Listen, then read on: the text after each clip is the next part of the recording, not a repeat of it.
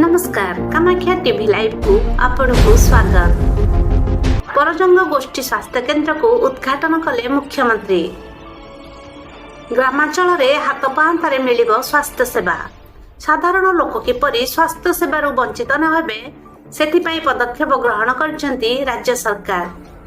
5T उपक्रम रे ओ आम हॉस्पिटल योजना रे ढेंकानाल जिलार परजंग गोष्ठी स्वास्थ्य केन्द्र को वीडियो कॉन्फ्रेंस माध्यम उद्घाटन करिसेंती मुख्यमंत्री नवीन पट्टनायक।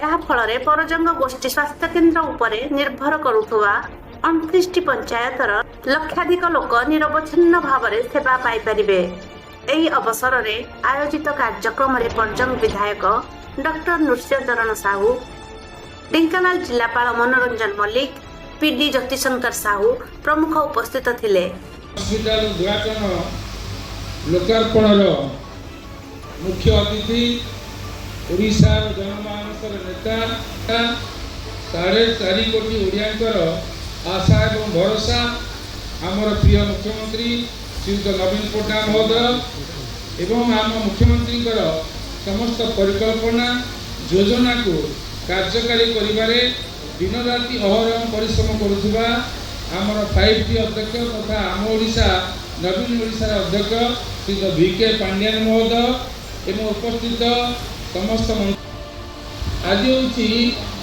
गोटे शुभ दिन स्मरणीय दिवस जो दिवस आम ग्रामांचल सहर मानक जो चिकित्सा व्यवस्था जो 4टी हॉस्पिटल को आम हॉस्पिटल रूपांतरण कराई 5T माध्यम एही टेक्निक खबर पाइबा पई आपण माने सब्सक्राइब करंतु कामाख्या टीवी लाइव को।